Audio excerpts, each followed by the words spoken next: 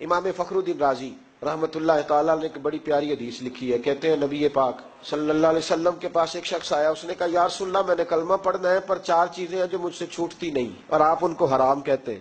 تو حضور آپ حکم کریں کیا کروں؟ فرمایا چل تو بول وہ کیا ہے. کہنے لگا جی میں شراب کا بھی عادی ہوں معاذ اللہ. پھر کہنے لگے میں چوری کا بھی عادی ہوں جاتی نہیں.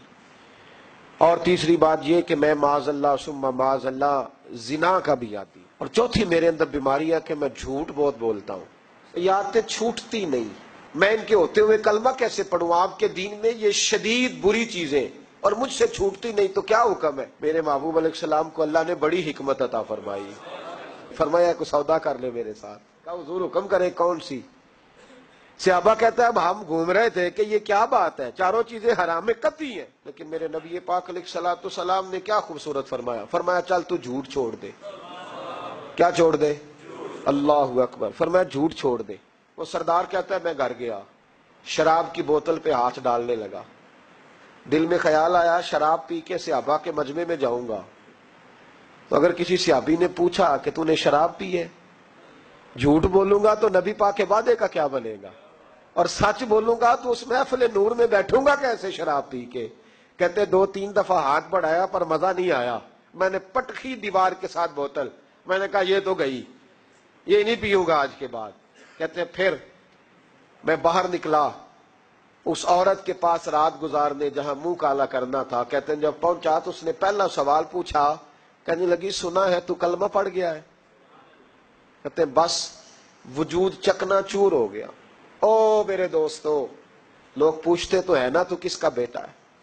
ہاں ہاں او سنگیو، لوگ پوچھ لیتے ہیں تو کس استاد کا شاگرد ہے.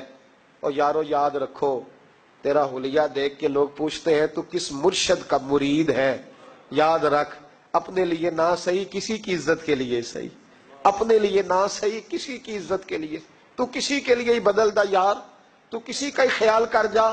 چل کسی اور کے لیے اپنے آپ کو تبدیل کر جا. اپنے لیے نہ صحیح دیکھ تو کسی اور کے لیے ہی بدل جا. اب تیری کسی اور سے بھی نسبت ہے، لوگ کسی اور کے ساتھ تجھے منسوب کرتے ہیں. ان کا دیوانہ ہوں، ان کا مجذوب ہوں. کیا یہ کم ہے کہ میں ان سے منسوب ہوں؟ کہا اس بی بی نے. کہنے لگی سنا ہے تو کلمہ پڑھ گیا ہے. کہتے بجلیاں دوڑ گئی. میں نے کہا اگر جھوٹ بولوں تو حضور کے وعدے کا کیا بنے گا؟ محبوب نے کہا جھوٹ نہیں بولنا، اگر سچ بولوں تو پھر اس کے قریب کیسے جاؤں؟ کہتے وہاں سے بھی لوٹ آیا. اب میری زنا کی عادت بھی گئی.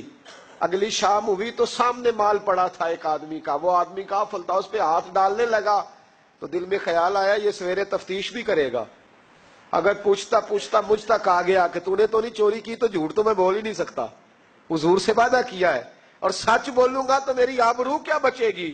کہتے شام ایک دن میں گیا، اگلے دن کی شام ہوئی تو صرف سچ کی عادت اپنائی.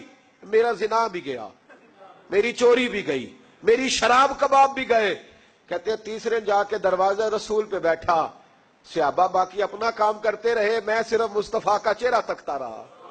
میں بس چہرہ تکتا رہا. دیر ہو گئی تو ایک صحابی کہنے لگے کیا دیکھ رہے ہو؟ تو میں نے کہا اس رسول کا کمال دیکھ رہا ہوں، اس محبوب کا کمال دیکھ رہا ہوں. ایک جھوٹ چھڑوایا ہے تو رب کریم نے مجھے سارے تقوی عطا فرما دی.